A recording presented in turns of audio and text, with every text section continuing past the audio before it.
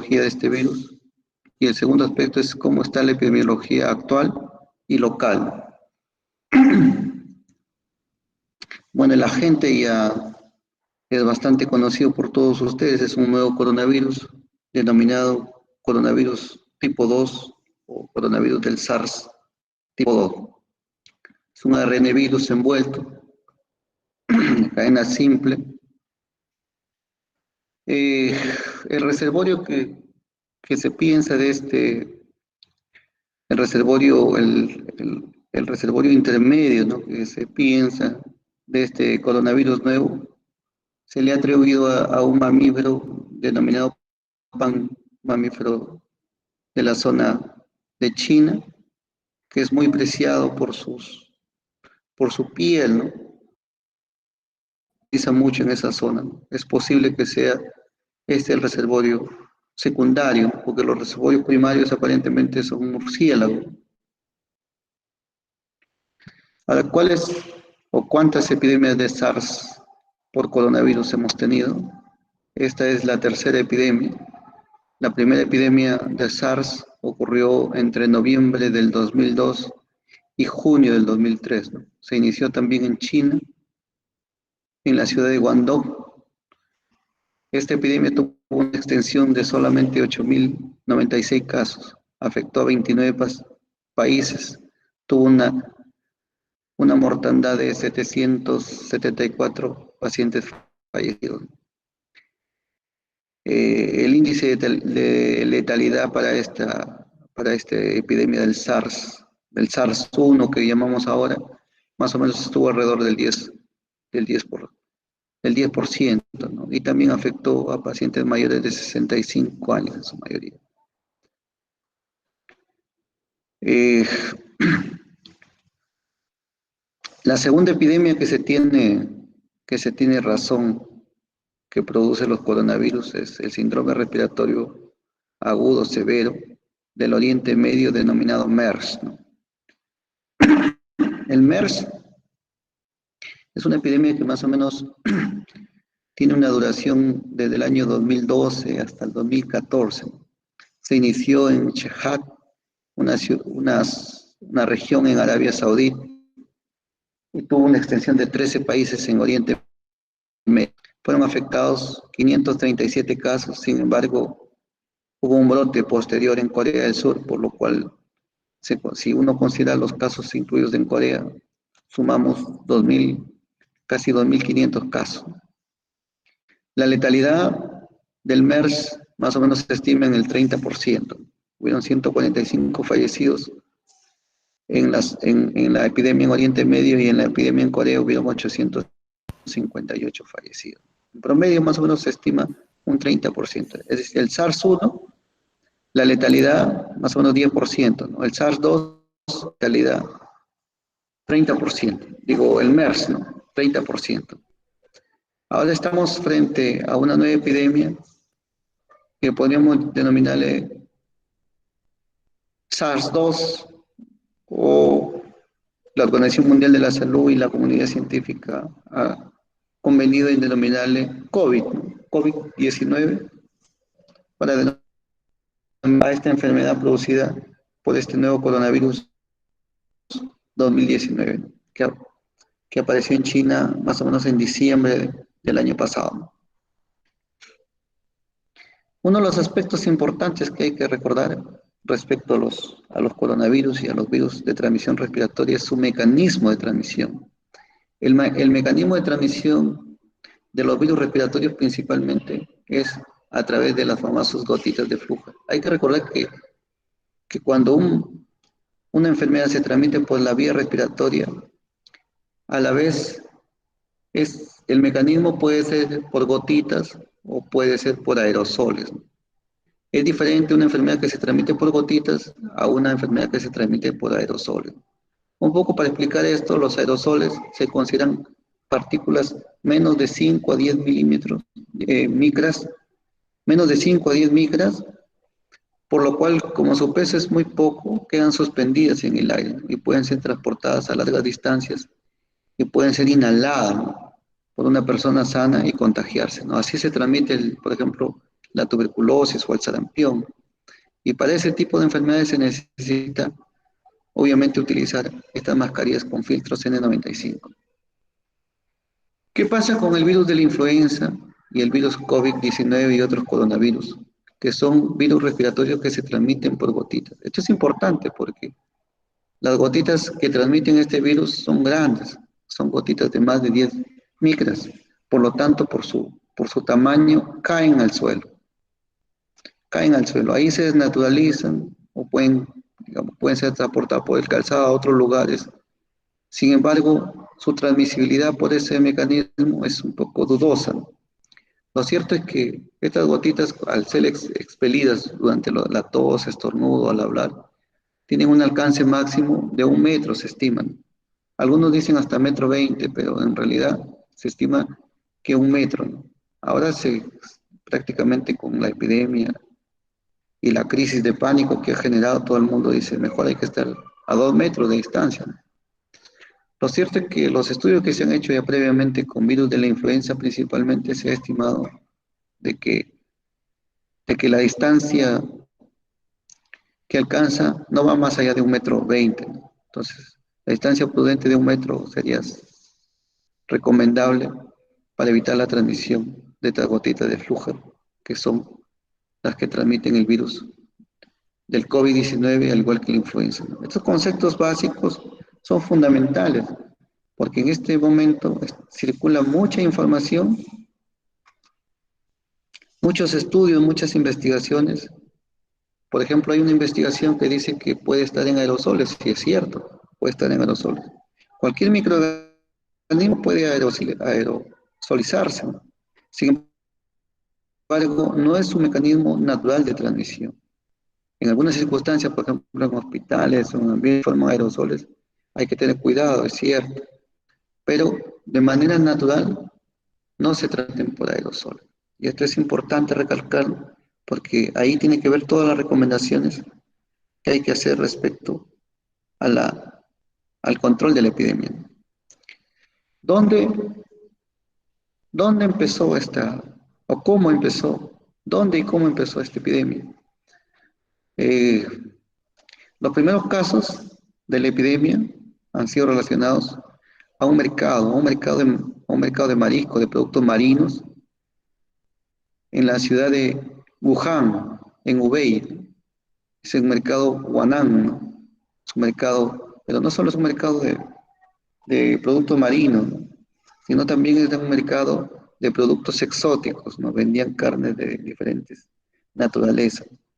Entonces, todos los primeros casos que se reportaron en China a comienzos de enero de este año, y algunos casos que se reportaron desde fines de diciembre del año que pasó, tuvieron mucha relación con este mercado. Por eso es que se dice que aquí inició toda esta historia. Después la epidemia ha tenido una evolución, ya vemos que ha tenido una evolución exponencial, una evolución casi meteórica, ¿no? Entonces, más o menos se cree de que desde fines de noviembre, algunos autores dicen que la primera semana de diciembre, otros dicen que antes de diciembre, ¿no? Incluso en noviembre ya hubieron casos de síndrome respiratorio severo en China, ¿no? Lo cierto es que el 31 al finalizar el año que pasó, China declaró la epidemia a la Organización Mundial de la Salud porque era una situación inminente, ¿no? Pero recién las primeras recomendaciones que se hicieron para identificar el patógeno fueron casi la primera semana de enero. Sin embargo, China, con las experiencias previas de las epidemias por coronavirus, obviamente tuvo una reacción y tuvo mejores reflejos, mejores herramientas para atender esto. Rápidamente, el 9 de enero se identificó, o ya se sabía de que era un nuevo, o al menos que era un coronavirus de los cuales no se tenía referencia anterior. Por eso se le llamó un nuevo coronavirus, ¿no? Eso ocurrió más o menos el 9 de enero de este año, y rápidamente en 2, 3 días se buscó el genoma viral y se buscó hacer el secuenciamiento del virus. Sin embargo, hasta ese momento, como el origen de la epidemia había sido un mercado, se pensó de que no había suficiente evidencia para decir que la epidemia se transmitía de humano a humano, sino tal vez de animales a humanos se había transmitido en ese mercado, ¿no? Sin embargo, el 20 de enero, la Comisión de Salud China ya declaró de que la transmisión humano-humano era importante, ¿no? Y era inminente. Entonces, a tomar todo. Ojo que miren, ya estamos casi a finales de enero de este año. A finales de enero de este año, bueno, a finales de enero de este año, en todo el mundo ya la noticia empezaba a circular. Y nosotros empezamos a escuchar las primeras noticias de este nuevo coronavirus y de la enfermedad que estaba produciendo. Y la mayor cantidad de personas, incluyéndome, en ese momento pensamos que esta segunda epidemia de SARS iba a ser controlado en China porque ellos tenían experiencia, tenían el antecedente, tenían todas las herramientas y iban a poder controlarlo, igual como ocurrió en el SARS del 2002-2003. Sin embargo, eso no ocurrió. ¿Y cómo fueron la evolución de la epidemia del COVID-2019 en China, ¿no? Sobre todo en la provincia de Wuhan? Este gráfico es un gráfico muy interesante que fue publicado, casi una de las primeras publicaciones que apareció en marzo de este año en la revista el New England Journal de Medicina. Lo que reporta digamos, es la curva de la epidemia, de la primera parte de la epidemia en China. Y lo importante en esto, quiero remarcar 3 aspectos en esto. Primero, quiero que miren aquí estas barras, estas barras de color naranja. Estas barras de color naranja indican los casos que fueron relacionados con el mercado, ¿no? Ven que poco a poco, y las barras color rosada son los casos que ya no se relacionaron con el mercado, ¿no? Entonces, los primeros casos que se relacionan con el mercado, uno podía pensar, o bueno, los científicos chinos pensaron que podía deberse a transmisión de animales a humanos a gran escala, pero cuando ya aparecen estos casos secundarios ¿ya? En la comunidad de Wuhan, en China, ya prácticamente no queda duda de que, de que es una transmisión persona a persona, ¿no? Y que la epidemia ya prácticamente se convirtió en humana, ¿no? Un aspecto importante es, eh, otro aspecto importante reconocer, por ejemplo, en en este cuadro es que la curva tiene un avance casi exponencial, exponencial. Pero como toda epidemia y como toda evolución o como todo crecimiento en biología, tiene un límite, ¿no? Y empieza a ceder, ¿no?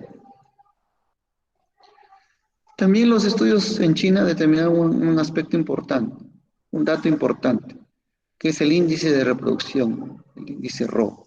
El índice RO más o menos se calculó en 2,6 en China. ¿Y qué significa este índice de reproducción? Significa que el virus naturalmente puede contagiar entre 2 a 3 personas. Entre 2 a 3 personas, cada persona puede contagiar entre 2 a 3 personas. Aparentemente es bajo, ¿no? Es un índice bajo, ¿no? Hay otros, por ejemplo, el sarampión, por ejemplo, tiene un índice de RO de 12 a 18, es más galopante, ¿no? Entonces la transmisibilidad no era tan alta. Sin embargo, al ser un virus de transmisión respiratoria es difícil de contener. Es muy difícil de contener.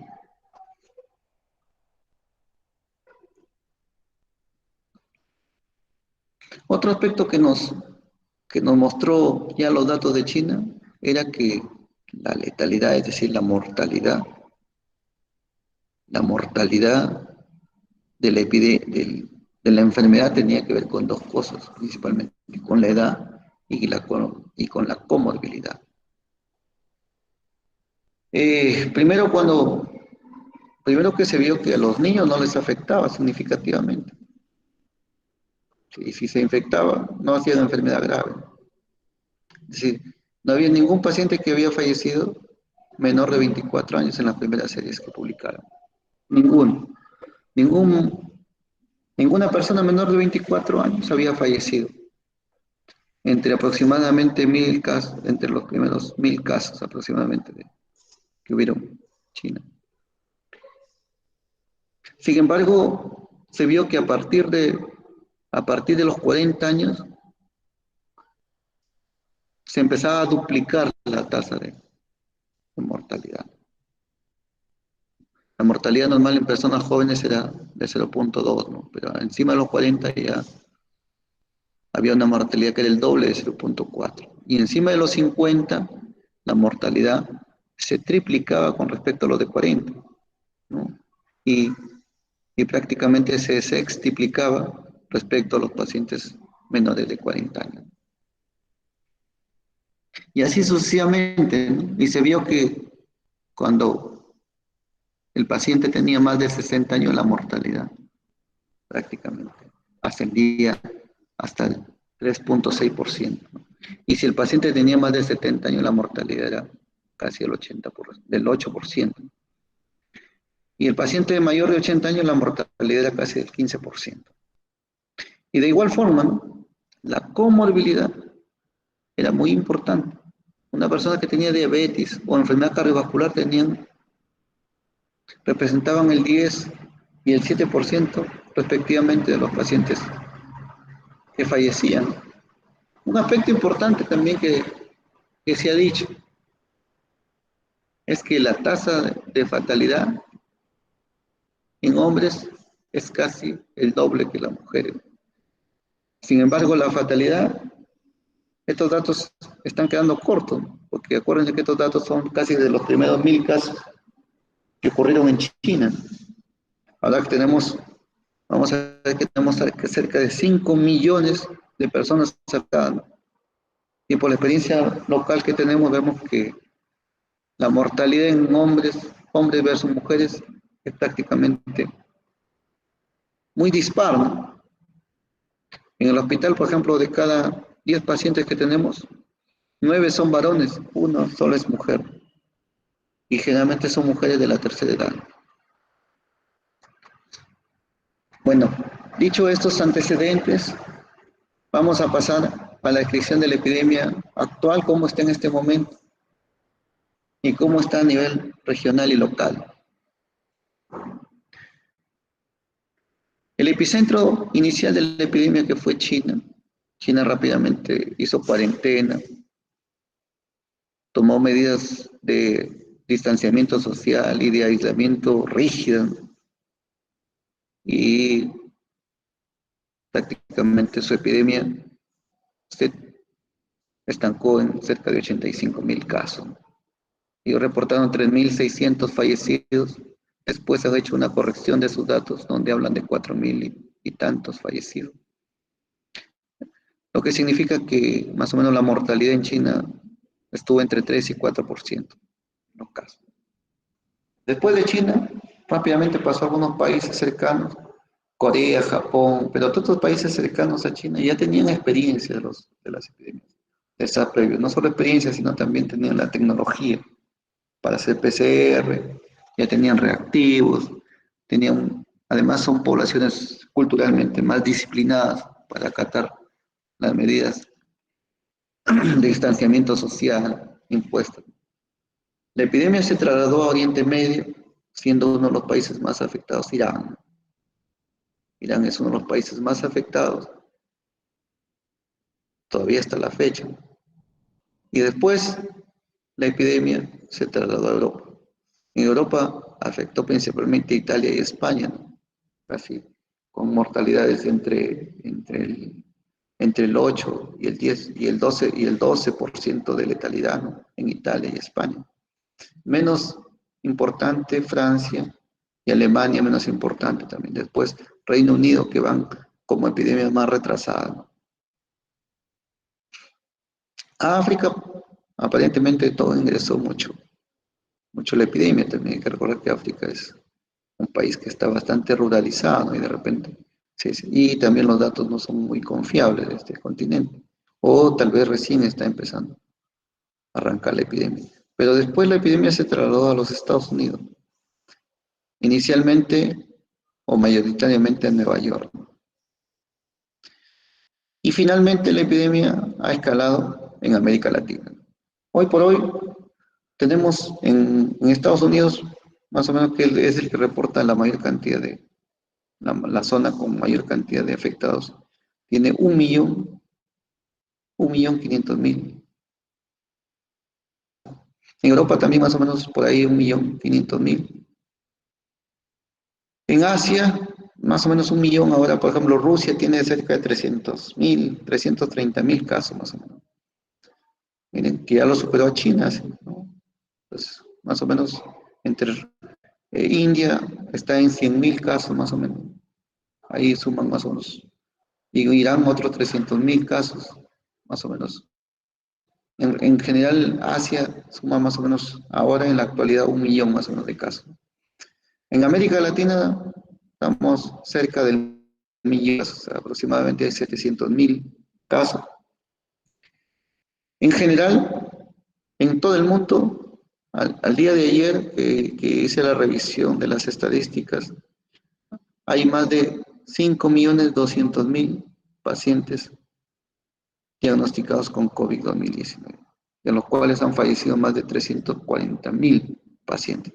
Entonces, si uno hace un análisis así grosero y rápido y divide 340.000 entre 5 millones, más o menos la tasa de letalidad a nivel global, a nivel general, es bajísima. Más o menos estamos hablando de 0.5%, ¿no? Sin embargo, en cada zona, en Estados Unidos, por ejemplo, la letalidad es de más o menos 0.5%, ¿no? No es muy alta. En Perú sí tenemos una letalidad un poco considerable en algunas zonas. Vamos con los datos de Perú. Hasta el día de ayer en el Perú se habían confirmado 111.698 casos, ya sea por pruebas rápidas o por pruebas moleculares, de los cuales habían fallecido 3.244. Si uno hace un análisis más o menos, en Perú como país estamos alrededor del 3% de letalidad. Letalidad, letalidad. En cambio, la mortalidad, la letalidad quiere decir el número de fallecidos sobre el total de casos diagnosticados. En cambio, la mortalidad se refiere al número de fallecidos sobre la población que habita ese lugar. Por eso se precia en 100.000 habitantes. La mortalidad, más o menos estamos alrededor del 10% en el Perú. Hay que recordar un dato interesante, que el primer caso de COVID en el Perú data del 6 de marzo de este año. Y más o menos la barrera de los 100.000 casos lo hemos pasado el 20, después de 45 días. Un tiempo corto, ¿no? Comparado, por ejemplo, con otros países como Brasil. Brasil, para pasar la cifra de los 100.000 se demoró más o menos 45 días. Digo, se demoró cerca de, de 70 días aproximadamente. En cambio, nosotros lo hemos hecho en 45 días. O sea, tenemos una epidemia un poco más, con mucho mayor pendiente. Cuando nosotros revisamos un poco los datos en América Latina, estamos viendo que hoy por hoy, digamos, el día 20, a partir del día 20 de este mes, en América Latina hubo 33.000 casos en un solo día. Entonces, esta cifra ha sido mucho mayor que en Estados Unidos y mucho mayor que en Europa. Es decir, el epicentro actual de la epidemia, hoy por hoy, es América Latina. Ahora, ¿cómo está América Latina? ¿Cuál es el ranking? Brasil tiene 330.000 casos. Es el primer país que aporta casos en América Latina. 330.000 casos. Y con 330.000 casos, Brasil representa, está en el ranking 3 de países con mayor cantidad de casos en el mundo. El Perú tiene 111.000 casos. Está segundo en América Latina y está doceavo a nivel mundial en cantidad de casos. Después le sigue México con 62.000 y Chile con 61.000. Miren este dato interesante. En cuanto al número de fallecidos, Brasil igual marca la tendencia, tiene 21.000 casos. Y está en es el sexto país con más cantidad de fallecidos en el mundo. Después viene México, que tiene 7.000 pacientes fallecidos y está en el 10.º lugar de pacientes fallecidos en el mundo. Y de ahí viene Perú, que tiene 3.200 fallecidos y ocupa el puesto 18 en el ranking mundial de países con mayor cantidad de fallecidos.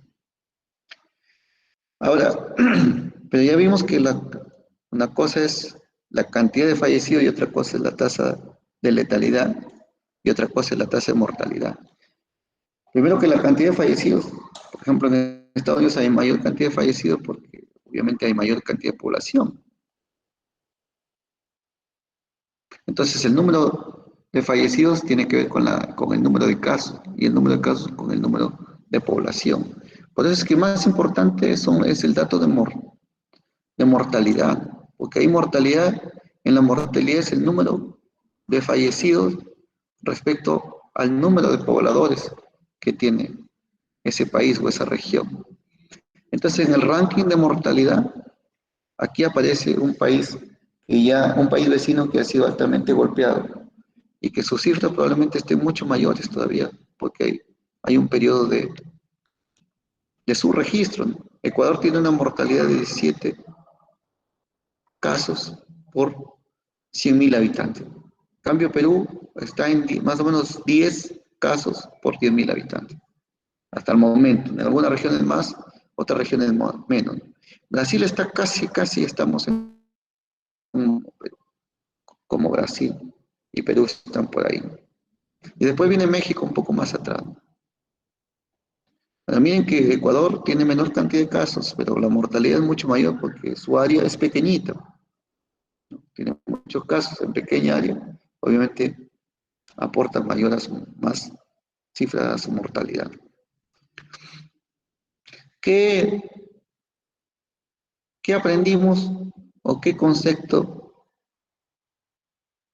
se manejó con respecto al, al control de la epidemia? Se dijo de que lo importante era aplanar la curva, porque la curva natural de la enfermedad o de la infección era esta, y lo que se buscaba con las medidas, sobre todo con la cuarentena, era aplanar la curva. Y ojo, que aplanar la curva era una estrategia no para desaparecer la epidemia, sino aplanar la curva era una estrategia para enlentecer la epidemia. ¿Por qué? ¿Por qué era importante enlentecer la epidemia? Porque si la epidemia venía como venía, con la ola que venía, entonces iba a sobrepasar largamente el sistema de salud del país. Entonces, al enlentecerlo, el sistema de salud, ya de por sí precarizado, iba a tratar de soportar en algo. Pero ya vemos que el sistema de salud no solo estaba precarizado, ¿no? Sino es, estaba abandonado. Entonces, a pesar de que la epidemia se ha enlentecido, nuestra capacidad como sistema sanitario está muy baja. No se ha podido contener significativamente la mortandad.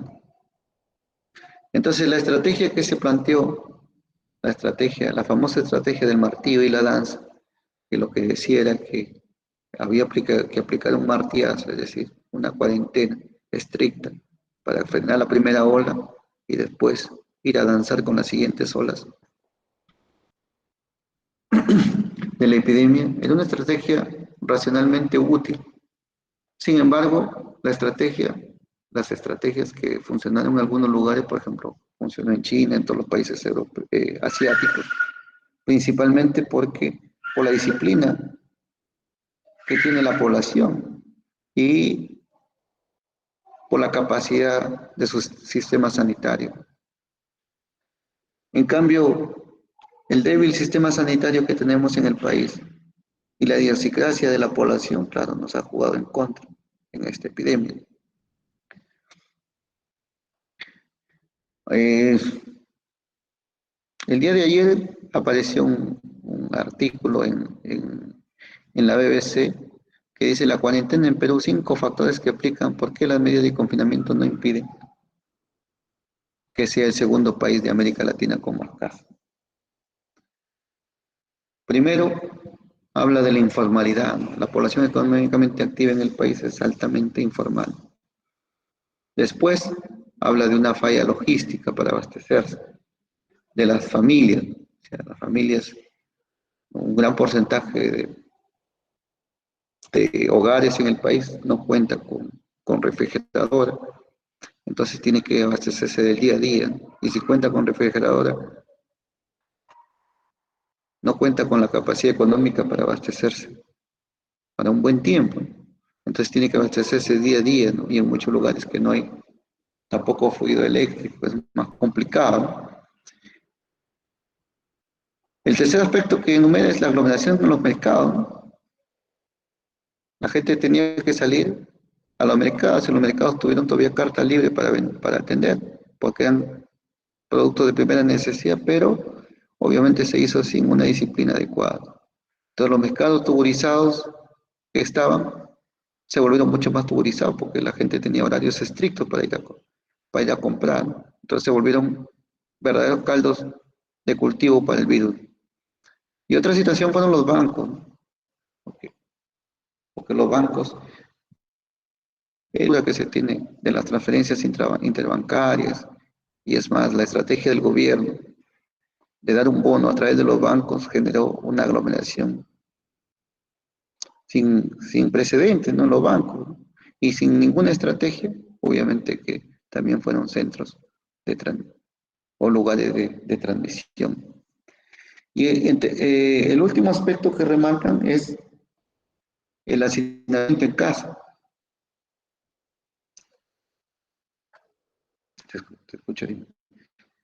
Entonces, eso es lo que,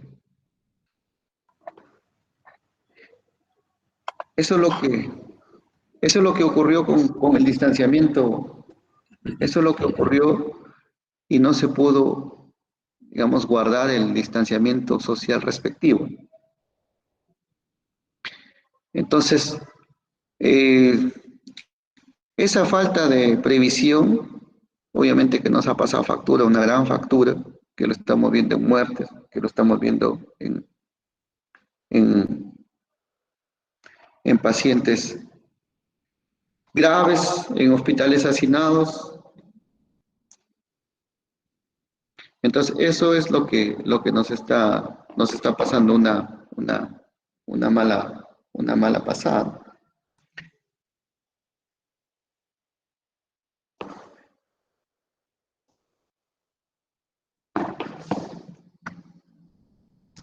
Ahora, en algunos lugares, por ejemplo, como en Iquitos, hubo alta mortalidad, ¿no? De médicos, por ejemplo, ¿no?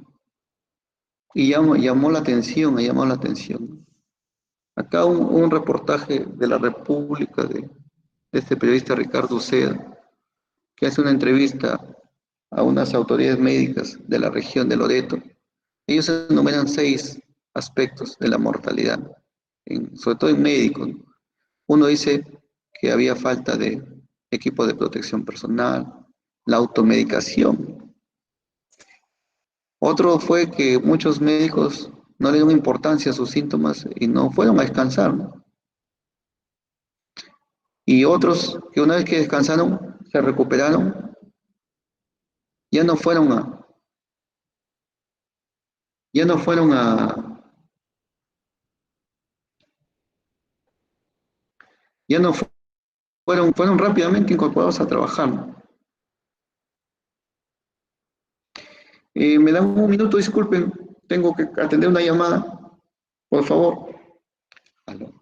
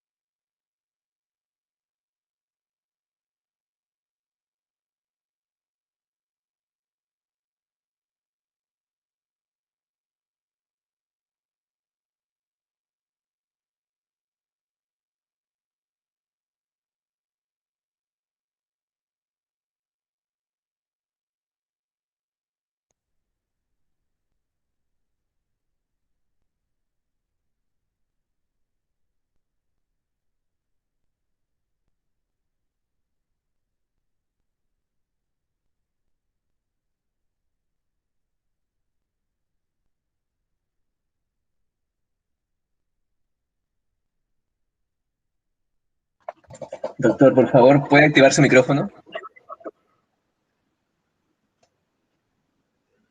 Doctor, por favor, ¿puede activar su micrófono?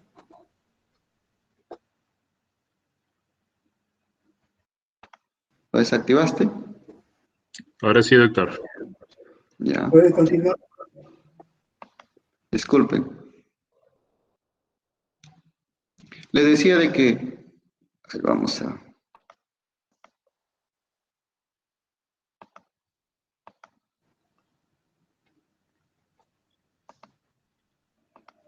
le decía de que una de las cosas que ha perjudicado mucho el manejo de la epidemia es la automedicación.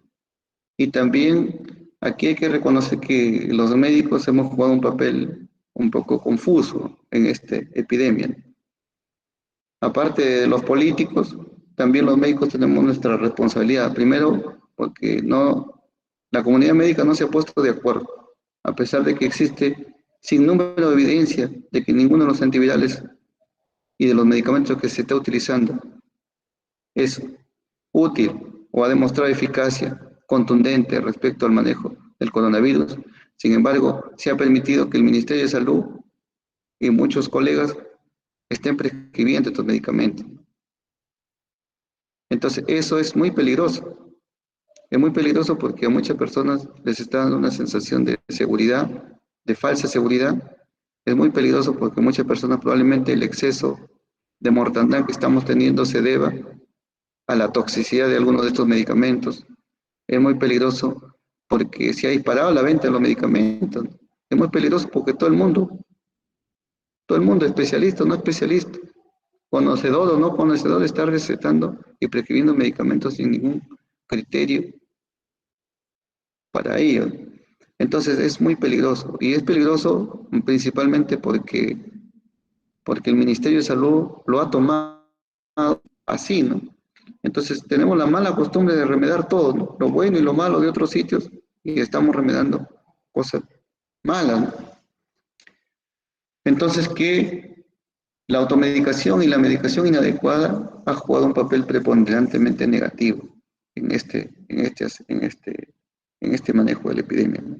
Y le digo ahí, hay que hacer como médicos, habrá que hacer una autorreflexión, porque, porque ninguna sociedad se ha puesto de acuerdo, ni la sociedad de enfermedades infecciosas, ni la sociedad de cardiología, nadie se ha puesto de acuerdo. Cada sociedad, cada colegio ha sacado su pronunciamiento independiente.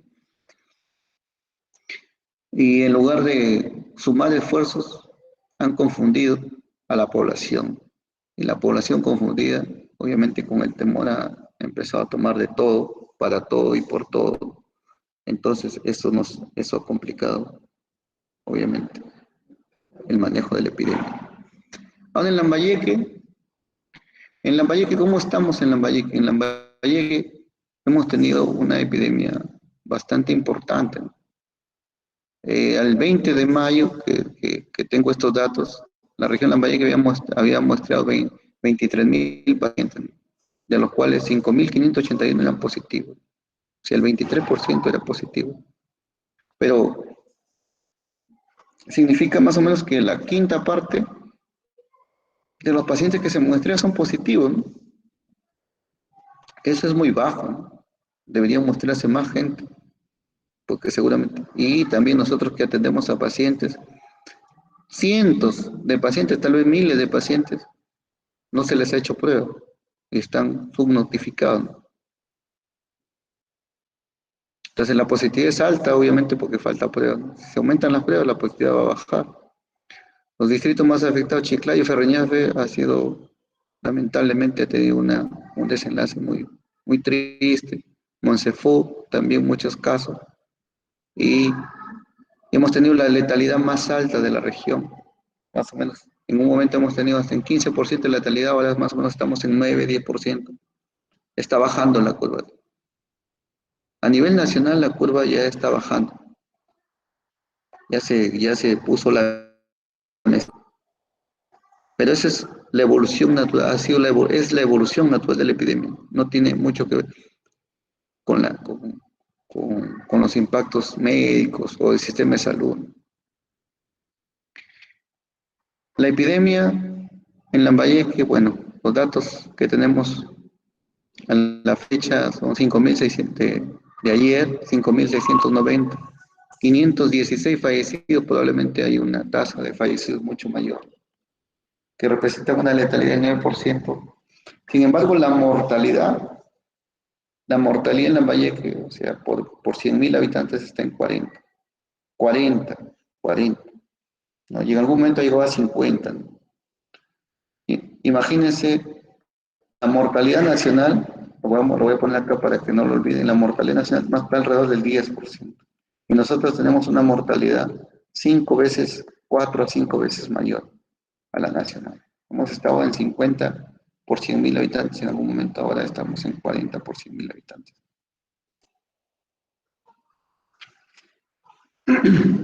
Ahora, ¿qué sigue? ¿Qué sigue con esto? La epidemia no ha desaparecido ni va a desaparecer tampoco. Sencillamente se ha apagado, no se ha apagado, todavía está empezando a bajar la curva, ¿no? Todavía tenemos una cantidad importante de casos en los hospitales, en domicilios y gente que se sigue infectando. Pero la curva está descendiendo, es cierto. Está descendiendo, pero descenderá poco a poco y seguramente, ¿qué es lo que sigue? Probablemente una vez que descienda, sigue otra ola, la segunda ola. Y que no nos pase como la influenza de 1918, en la cual la segunda ola mató más gente que la primera ola. La segunda ola es la más peligrosa. ¿Qué sigue? De repente no hay una segunda ola, pero hay microolas, ¿no? O sea, microbrotes, microepidemias. Entonces, en cualquier momento, cualquiera de nosotros que no está contagiado podría contagiarse. Más o menos estamos viendo que en el Perú hay 110.000, 111.000 casos, ¿no? Cuando lleguemos a 150.000 casos, se habrá afectado el 5% recién de la población. Para que se dé la famosa inmunidad de rebaño, se necesita que esté afectada el 60% de la población. Entonces la epidemia va a seguir, va a seguir. La vacuna, ¿qué tan próxima está? ¿Qué tan lejos está? Al parecer ya hay prototipos, ya hay vacunas que están listas que han sido probadas ya en fase 1, algunas están listas para entrar a fase 2, y después de la fase 2 ya creo que pueden determinarse si son útiles a nivel poblacional, en fase 3, y lanzarse aplicación masiva, pero va a tener que ver con, hay cerca de, hay cerca de 300 prototipos de vacunas en todo el mundo que se han registrado en la Organización Mundial de la Salud. Mientras tanto, ¿qué hacer, no? Tenemos que a convivir con en esta nueva etapa de vida, en este nuevo escenario. Entonces, las reuniones sociales, los eventos, los eventos masivos, obviamente quedarán suspendidos. Y mucha gente también quedará sin ganas de querer ir, ¿no? Y también ahora todo el mundo está preocupado por la epidemia y por su vida, pero lo que no nos estamos dando cuenta es que prácticamente todo ha subido. También se viene una recesión económica importante. Hay desempleo a gran escala y la inflación no lo estamos percibiendo aún, pero la inflación es catastrófica, ¿no? Todos los productos subidos. Entonces, lo que hay que hacer es empezar a diseñar estrategias para trabajar, para estudiar, empezar a diseñar ya planes el gobierno ya ha empezado a hacer sus planes para reactivación de la economía, para reactivar el aparato productor, sin descuidar el aparato de salud, ¿no? Pero lo que sigue todavía es una etapa de bastante incertidumbre, de bastante zozobra todavía, y es una etapa todavía larga, que no está todavía fin de junio que se ha decretado la fecha de cuarentena, todavía no tendremos la seguridad de que estemos libres de esta ola primera de la epidemia. Bueno, yo lo quiero dejar hasta ahí. De repente hay algunas preguntas que podemos discutir en estos minutos. Muchas gracias por su atención. Muchas gracias a todos. Y de repente si hay alguna pregunta podemos compartir y podemos discutir.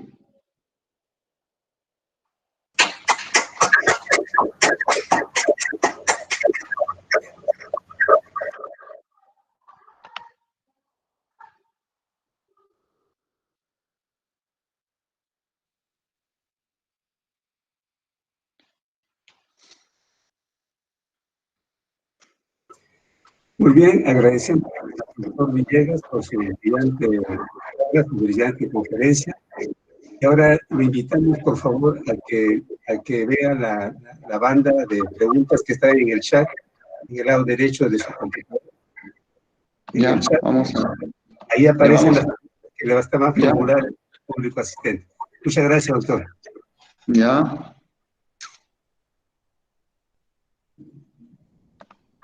Vamos a ver acá el chat.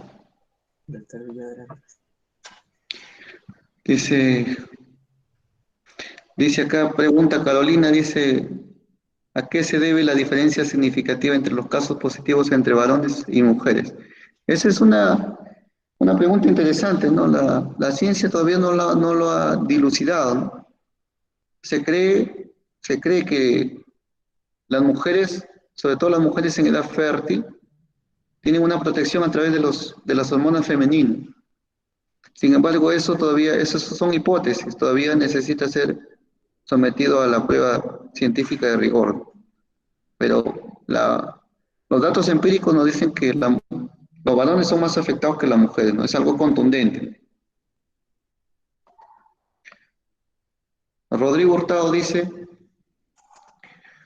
¿qué factores influirán en la alta mortalidad y transmisibilidad en la región Lambayeque? En la transmisibilidad, obviamente que los factores que enumeramos, ¿no? La falta de distanciamiento social que hubo en los conglomerados de la región, que han sido los mercados, los bancos, etcétera, etcétera.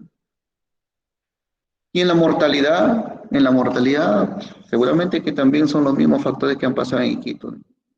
Yo creo que hay alto de automedicación, hay alto de retraso en reconocer la enfermedad, y obviamente que la saturación de los hospitales que no ha permitido dar atención a pacientes graves, ¿no?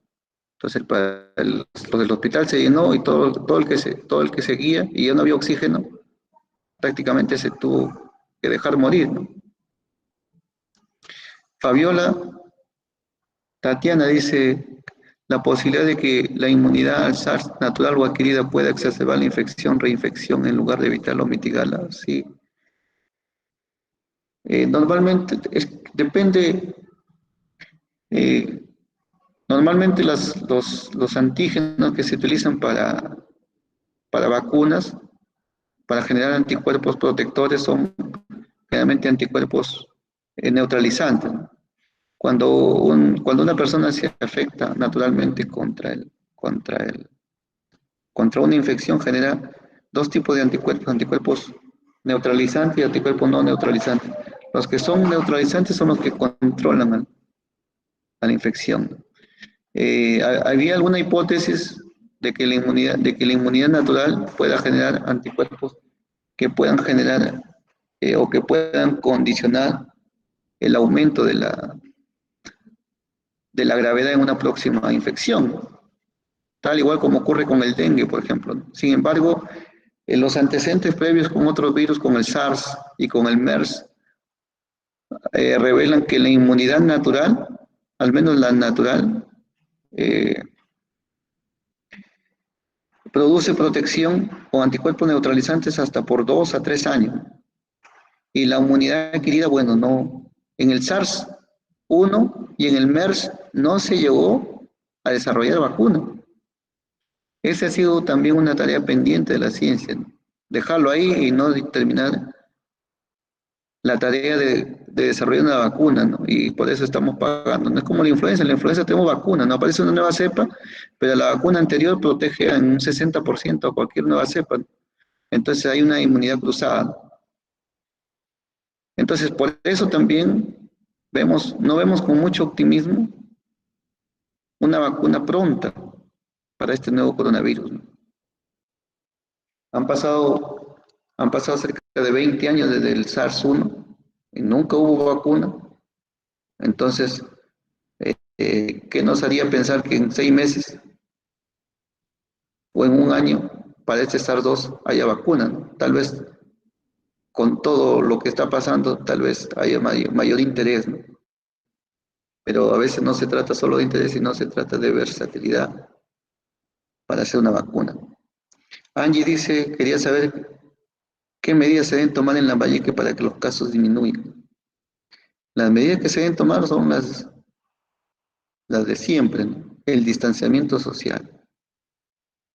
Pero el distanciamiento social, las personas a veces pensamos que el distanciamiento social solamente tiene que llevarse en los espacios públicos, ¿no? Es decir, en el transporte público, en los mercados. ¿No? El distanciamiento social tiene que llevarse a todo nivel, ¿no? En las fábricas, en la casa, en los hospitales, en todo sitio debe haber distanciamiento prudente, ¿no? Y obviamente que los sitios donde es obvio, como los mercados, tienen que cambiar, ¿no? Hay que sacar los mercados a los parques, ¿no? Para que haya entre, entre puesto y puesto hay una distancia prudente, ¿no? Y también aprovechar que la radiación ultravioleta destruye el virus, ¿no?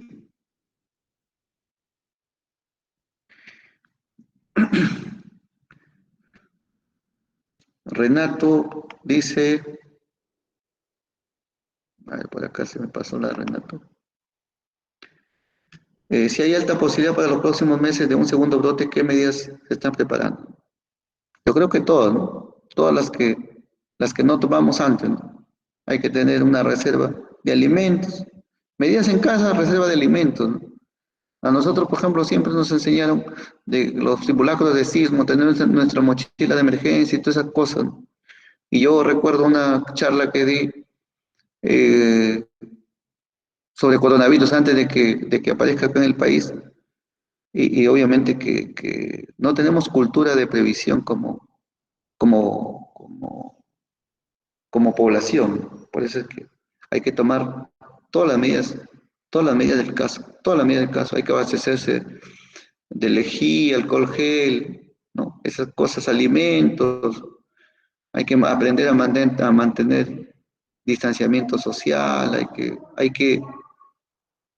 que resetear nuestro disco duro y hay que aprender un poco de los orientales a seguir las recomendaciones de la autoridad.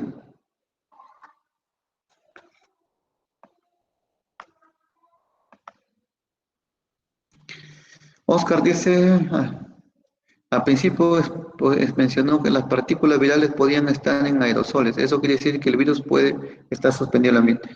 No, en los aerosoles puede estar el virus, pero de manera transitoria. Por ejemplo, en los hospitales, cuando nosotros nebulizamos a los pacientes, la nebulización produce aerosoles, ¿no? Entonces, si un paciente está con COVID, se aerosoliza y transitoriamente puede estar en el ambiente. Entonces, por eso que en el hospital nosotros estamos obligados a utilizar mascarilla N95. Sin embargo, en la comunidad no, porque esos aerosoles una vez que se forman caen, solamente en circunstancias especiales, ¿no? Una de las cosas que forman aerosoles son los ventiladores. En algunas oficinas, en algunos bancos, supermercados he visto ventiladores prendidos, ¿no? Por ejemplo, un día fui a Metro y los ventiladores prendidos y exigiendo el uso de guantes. El uso de guantes no tiene ningún impacto. En cambio, los ventiladores sí, no pueden estar prendidos porque generan aerosoles. Dice, una mascarilla simple me estaría protegiendo al 100% del virus. Las mascarillas no están, las mascarillas, pues las mascarillas no están destinadas para protegernos. La mascarilla, para protegerse a uno mismo. La mascarilla está destinada para proteger al otro, al resto. Yo uso mascarilla para no contagiar al otro. Yo no uso mascarilla para protegerme. Ese es el mensaje. Para protegerme tengo que estar a 1,5 metros de distancia, ¿no? Las mascarillas no te protegen de la infección. Ese es el concepto que un poco equivocado a veces que se tiene. Las mascarillas, lo que hacen las mascarillas protegen de que una persona que esté enferma no disperse el virus y lo concentre en su mascarilla para que no contagie a ninguno, ni en su familia, ni en su alrededor. La automedicación controlada sería recomendada ya que las líneas de ayuda están saturadas. ¿Qué recomendaría? La automedicación, hay dos tipos de medicamentos que se necesitan para el COVID. Los medicamentos que son sintomáticos, por ejemplo, jarabe para la tos, inhaladores, etcétera, paracetamol para la fiebre, esos tienen que ser de venta libre. Pero los medicamentos que se están prescribiendo sin ningún criterio, porque no hay nada demostrado aún, como ivermectina, como hidroxicloroquina, como acitromicina, no tiene sentido que se promuevan su uso.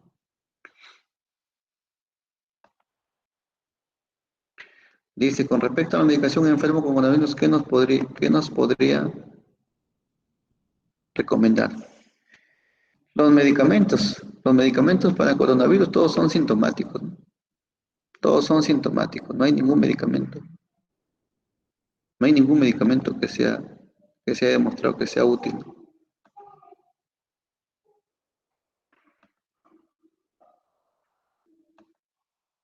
Todos los medicamentos que se deben utilizar deben ser sintomáticos, ¿no?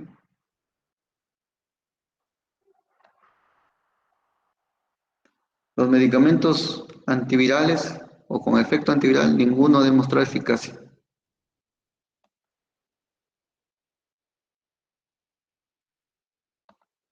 A ver, dice. Las mascarillas simple, las de tela serían eficaces, las de tela no. Las mascarillas de tela no protegen nada. Así de sencillo. Ni para adentro ni para afuera. No son recomendables.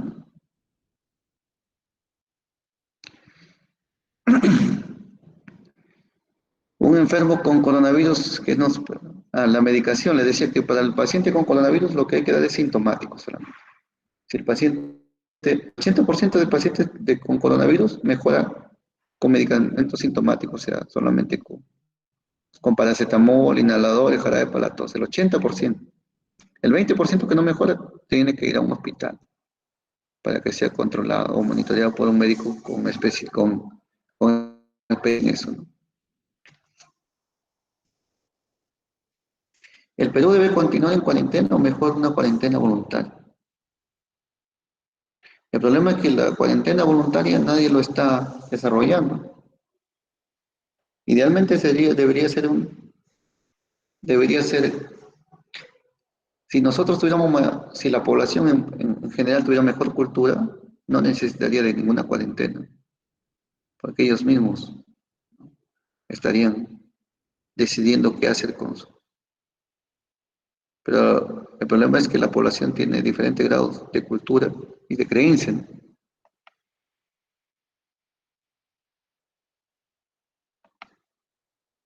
En el siglo XIX el COVID es la segunda pandemia, dice César, es la segunda pandemia que estamos lidiando. A diferencia de la influenza H1N1, esta no paralizó. La influenza H1N1 es diferente porque la influenza H1N1 había vacuna para la influenza estacional. Entonces, esa vacuna te protegía en un 60%. Pero acá no hay ninguna vacuna. Acá no hay ninguna vacuna. O sea, estamos desde cero, ¿no? Por eso es que la influenza no se diseminó tanto, ¿no? Johnny dice, ¿será cierto que las personas que viven en zonas de gran altitud pueden soportar mejor la enfermedad? Esa es una teoría que aparentemente el SARS no había afectado poblaciones altoandinas como Puno y Bolivia por ese detalle, ¿no? Está en investigación. Sin embargo, también estamos viendo que parece que es cuestión de tiempo, ¿no? Está llegando a algunas zonas altoandinas. Veremos qué dicen los resultados de las investigaciones. Dice Javier, dice, para usted, ¿cuáles serían los factores determinantes para que la región de Lambayeque y Cajamarca estén viviendo realidades completamente distintas? Miren, lo que pasa en Lambayeque, que Lambayeque tiene una densidad poblacional muy alta, ¿no? Segunda, es la segunda región después de Lima con alta densidad poblacional. Es decir, por cada kilómetro cuadrado hay hay 40, creo, personas por cada kilómetro cuadrado. Entonces, es alta la densidad poblacional. En cambio, en Cajamarca la densidad poblacional es mucho más, es mucho menor, ¿no? Es mucho menor. Además, Cajamarca bueno, tiene muchas zonas rurales, ¿no? En el cual el distanciamiento es más natural, ¿no? Acá en Lambayeque tenemos, por ejemplo, las tres provincias de Lambayeque, Chiclayo y Ferreñafe están muy cerca, ¿no? Y tenemos mucha gente que vive hacinada, ¿no? Igual en Lima, ¿no? Puede ser que Lima tiene mucho problema. Pamela dice, el ministro Zamora en sus últimas declaraciones dijo que los casos de los virus empezaron a disminuir en el norte e iban a incrementar en el sur. Sí, es la evolución de la epidemia. Es la evolución de la epidemia. La epidemia termina se empieza a apagar en un lado y termina. Es el ciclo natural de las epidemias, ¿no? Es el ciclo natural del crecimiento de toda, de toda población. Es una ley malthusiana, ¿no?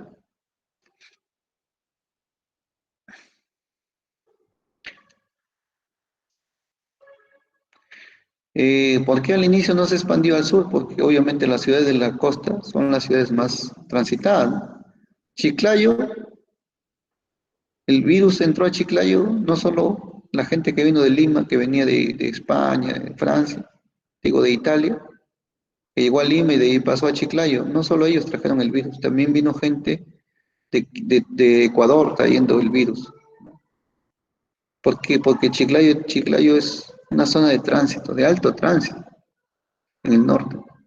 No son las condiciones climatológicas, más al contrario, las condiciones climatológicas te sirven para controlar el virus a nivel del ambiente, pero no a nivel, el virus no vive en el ambiente, el virus vive dentro de las personas. Lo que contagia no es el suelo, el que contagia es otra persona que está infectada. El virus vive a una temperatura de 37 grados, o sea, el calor no lo va a matar si está acostumbrado. El calor lo sentimos nosotros afuera, el virus vive dentro de las personas. ¿Qué medicamentos recomienda para el COVID? Bueno, los medicamentos son solo sintomáticos. Solo sintomáticos. Hay que tener cuidado, ¿no? La citromicina, hidroxicloroquina, ivermectina son cardiotóxicos, hepatotóxicos. Hay que tener cuidado, porque al parecer estamos infectando a mucha gente, o estamos intoxicando a mucha gente. ¿El clima es determinante para desarrollar el virus? No, porque el virus no vive, como le digo, en el ambiente, el virus vive dentro de las personas. La falta de consenso médico en su tratamiento del COVID, ¿cuál es su análisis crítico? Bueno, segundo Galvez pregunta, miren, y en primer lugar, yo no soy epidemiólogo, yo soy infectólogo, pero yo pienso que la falta de consenso médico en tratamiento es un problema, eh, es un problema no menor, ¿no? Los médicos somos número uno de personas anárquicas, ¿no? O sea, es difícil que los médicos se pongan de acuerdo en algo. Es muy difícil, ¿no? Porque hay muchos intereses detrás. Hay intereses de las farmacéuticas, hay intereses personales, hay apetitos, ganas de figurar, etcétera, etcétera, ¿no? Entonces, ahora todo el mundo dentro de la profesión médica se consideran como expertos, todos creen que tienen capacidad de opinar y de criticar o de recomendar, y cada uno saca su video y todo eso se hace. Entonces cada quien interpreta la literatura médica de acuerdo a su criterio y a su nivel de formación. Pero yo pienso que uno de los problemas principales en el país y en el mundo ha sido que no se han puesto de acuerdo. Si los médicos se ponen de acuerdo y se alinean, por ejemplo, con OMS, con cualquier entidad, no tuviéramos tanto caos, ¿no? Podemos decidir, por ejemplo, ya, si en el Perú se hubiera acordado usar hidroxicloroquina, bueno, se hubiera cerrado filas y decir, bueno, todos vamos a usar hidroxicloroquina, pero no. Uno dice A, el otro dice B, el otro dice C, y todo es una confusión total. ¿Cuál es la comorbilidad incidente en pacientes con COVID en nuestra región? La comorbilidad incidente es la obesidad, ¿no? El sobrepeso. Hemos tenido pacientes jóvenes que han fallecido sin tener diabetes solamente por el hecho de haber tenido sobrepeso. ¿Las partículas bebé podrían estar en forma de aerosoles? ¿Significa que están en el ambiente? No, pueden estar en aerosoles. Hay artículos que dicen que pueden estar en aerosoles 3 horas como máximo, pero esos son a nivel experimental, ¿no? En la naturaleza no duran más de 30 minutos suspendidos, caen al suelo, pero en lugares donde se sigue produciendo aerosoles como hospitales, es preferible tener la medida de precaución correspondiente. Julio dice, en algún momento se replanteó el uso de mascarillas con filtros, porque decían que podrían escapar del virus por ahí en pacientes infectados. ¿Qué tan desierto es por tener filtros usted? No es necesario los filtros. Los filtros son para enfermedades que necesitamos control al 100%. Encima el 95% son para tuberculosis y sarampión. El resto son mascarillas simples.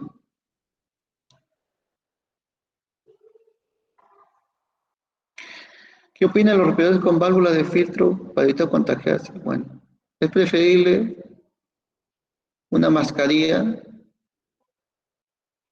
Los respiradores con filtros son útiles, pero el problema es que el 99% de personas que la usan no la sabe usar.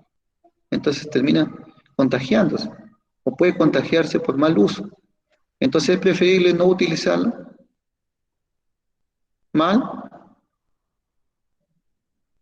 y mantener la distancia que te va a proteger casi igual. Lo que pasa es que uno tiene una mascarilla y si tiene con filtro piensa que se va a proteger y de repente se toca los ojos con la mano contaminada, entonces termina infectándose, ¿no? Si la mascarilla no es todo. Al contrario, a veces la mascarilla con filtro te da la sensación de que puedes estar protegido indefinidamente y eso no es cierto. ¿Cuál es el factor que determina, dice Roxana, que los pacientes diabéticos sean más afectados?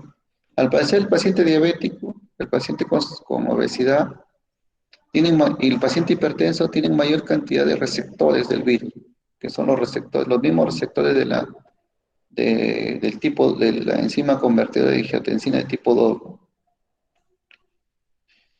Dice Melina, ¿por qué después de 30 días el paciente sigue positivo al PCR? Ambas pruebas en PCR. Mira, los pacientes normalmente, un paciente sin síntomas después de 14 días ya no contagia. Un paciente con síntomas puede contagiar hasta un mes, ¿no? Ahora un paciente puede tener, sin síntomas, puede tener el PCR positivo hasta 30 días después, sí, puede negativizarse y hacerse positivo de nuevo.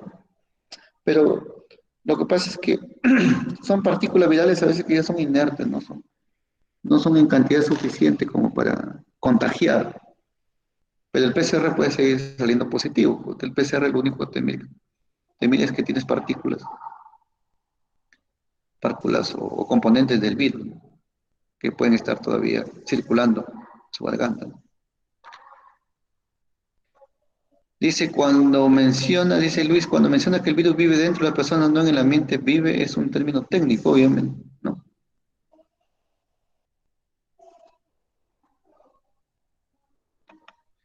Sí, sí, sí, cuando yo digo que viven claro, es un término técnico, obviamente.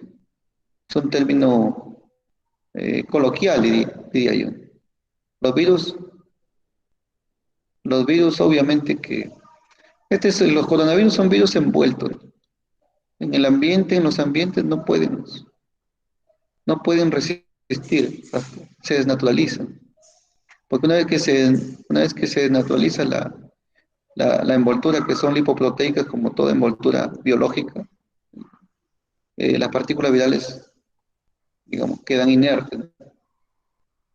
Ahora, las partículas virales de los virus envueltos necesitan secreciones para que se transmitan.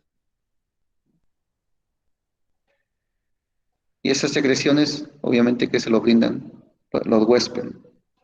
Y el huésped una vez que el virus ingresa al organismo y empieza su replicación, prácticamente sigue su ciclo, ¿no?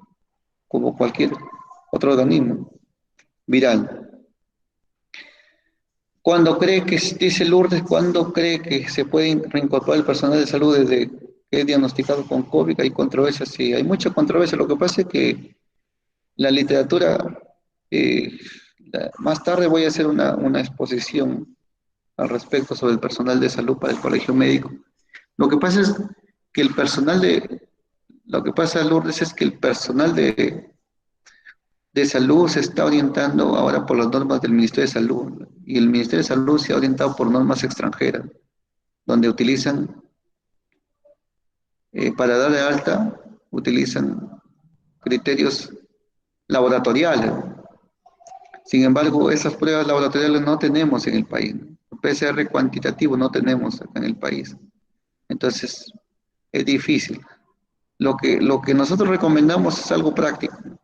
Si un personal de salud asintomático, yo creo que después de 14 días puede reincorporarse a trabajar. Si el paciente está asintomático, puede incorporarse a trabajar después de una semana que desaparecen todos sus síntomas. Entonces, hay varios criterios, ¿no? Una cosa es el alta epidemiológica, que tiene que ver en el paciente, principalmente, que es aplicable para el paciente asintomático, y el alta clínica, que debe ser aplicable para el paciente sintomático. Y obviamente que el paciente que está hospitalizado con enfermedad moderada o grave tiene que verse la alta clínica, no tiene que ver con el tiempo. Muchos médicos que han fallecido en Iquitos, después de estar en el hospital y se les dio el alta, después han regresado mal a la. Sheila dice, ¿se ha realizado autopsias para dar tratamiento adecuado a los pacientes con COVID? Bueno, bueno, en China hicieron pocas autopsias, creo que 3 o 4 nada más. En Italia han hecho ya una veintena de autopsias. Hay creo que 3 estudios publicados con las autopsias. Una de las cosas que arroja las autopsias es que una de las complicaciones que produce el COVID es el tromboembolismo pulmonar. Por eso es que se recomienda a los pacientes anticoagularlos con heparina de bajo peso molecular, no con warfarina, como dicen algunos. La warfarina es muy peligrosa, puede producir sangrado. No se puede utilizar de manera indiscriminada, sin tratamiento, sin seguimiento médico. La warfarina, el problema de la warfarina es que es un medicamento que cuando se le da a los pacientes, después de 3 días empieza recién su acción y el monitoreo tiene que hacerse con un examen de laboratorio. Entonces, para uso comunitario no es práctico, es muy peligroso.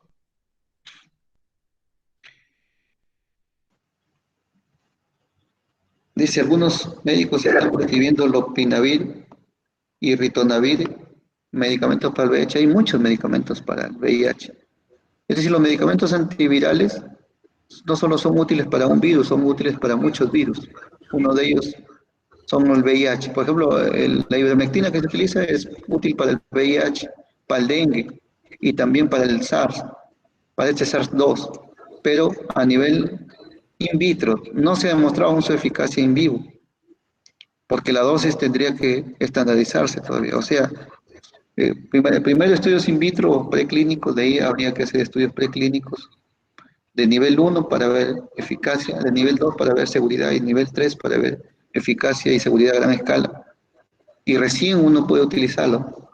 O sea, la ivermectina tiene recién estudios preclínicos, o sea, estamos en fase muy... Y los estudios que se hicieron con lopinavir y ritonavir son controversiales. Algunos dicen que son útiles, otros dicen que no. Y ese es el problema. Los tratamientos caseros que están haciendo la población con eucalipto matico, muy buena pregunta y gracias por hacerla.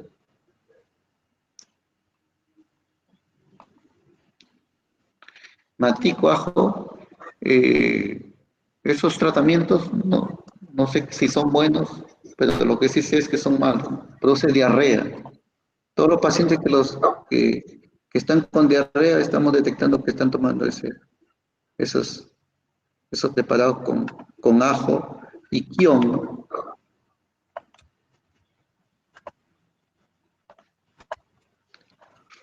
Dice, y Dalia dice, hay información acerca de personas que están sanando tomando dióxido de cloro, ¿no? Eso, hasta hay un ensayo clínico hecho por médicos ecuatorianos prometedores. Sí, bueno. Esta solución lleva 13 años en estudio en la curación de varias enfermedades, incluyendo la malaria, testimonios, sí. Lo que pasa es que los ensayos clínicos hay que ver cómo. Sí, no he revisado ningún ensayo clínico hecho con dióxido de cloro, pero el dióxido de cloro potencialmente podría ser peligroso. Hay que tener mucho cuidado con las cosas que leemos y recomendamos. Hay gente que sabemos que se ha estado haciendo gárgaras con lejía, por ejemplo, ¿no? Hay gente que se ha estado bañando con lejía, ¿no? Y sabemos de eso porque estamos detectando casos de gente que se ha quemado por hacer esas cosas, ¿no?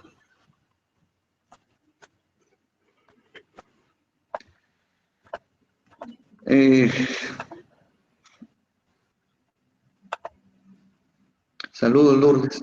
Bueno, creo que hemos contestado la mayor cantidad de preguntas, espero hayan sido oportunas. Gracias por su participación. Gracias, Eric. Doctor Miguel, ha sido usted muy amable. Muchísimas gracias, sinceramente, por todo lo bueno que nos ha brindado, todo el conocimiento de su parte para la comunidad lambayecana.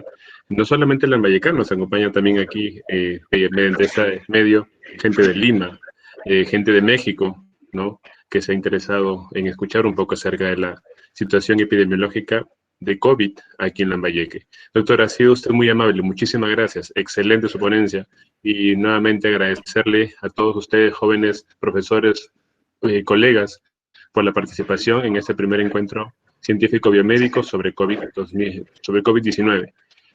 Para usted, doctor, reitero mis agradecimientos en nombre del doctor Pedro Chimoyefio, al decano, a nombre del decano Jorge Chaname Céspedes, y de toda la comunidad científica lambayecana y de la Facultad de Ciencias Biológicas. Doctor, muchísimas gracias. Tenga usted muy buenas noches. Estimados colegas, alumnos y profesores, muy amable. Gracias a usted. Gracias, Eli. Gracias, doctor Chimoy. Un abrazo para todos. Saludos. Adiós. Reiteramos la pregunta para el día de hoy. Está siendo enviada a los correos electrónicos de cada uno de ustedes y se los voy dando y luego se los mando también al correo. Explica al menos 3 factores que no impidan que el Perú sea el segundo país de América Latina con más casos de COVID-19. Esa pregunta se está enviando para cada uno de sus correos y tengan ustedes muy buenas noches. El día de mañana nos encontramos a las 18 horas hasta las 20 horas con la última ponencia, cerrando acá a cargo del bachiller César Peña Yontop. Muy amable, gracias. Hasta pronto.